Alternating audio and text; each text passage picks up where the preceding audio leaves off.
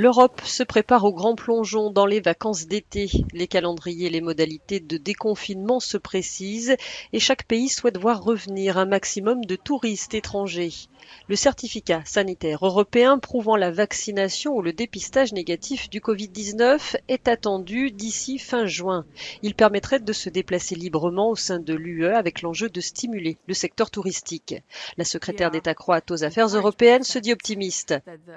Nous sommes encouragés par de récents développements positifs, dit-elle, et nous y voyons une contribution favorable à une reprise économique progressive. Sans attendre le pass européen, plusieurs pays s'organisent déjà. Ainsi, en Italie, le gouvernement met en place dès le week-end prochain un laissez-passer sanitaire, vaccin ou test à l'appui, valable dans tout le pays pour les étrangers. Au lac de Garde, où le tourisme fait vivre l'essentiel de la population, on se réjouit de la nouvelle car le temps presse. Nous sommes tous dans le même bateau, dit ce restaurateur. C'est comme lorsqu'il y a un accident de Formule 1 et que tout le monde se rue pour aider. Moi, je veux juste reprendre le travail aussi vite que possible. C'est une chance unique et il est important de saisir cette opportunité, dit de son côté ce directeur d'un hôtel.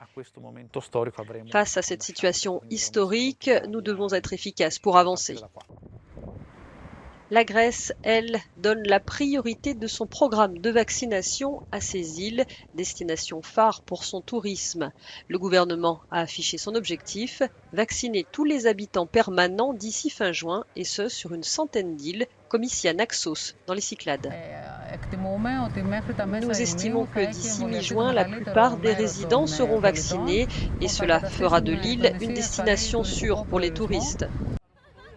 Enfin, l'Espagne espère bien aussi ouvrir ses plages à tous et pas seulement aux ressortissants de l'UE.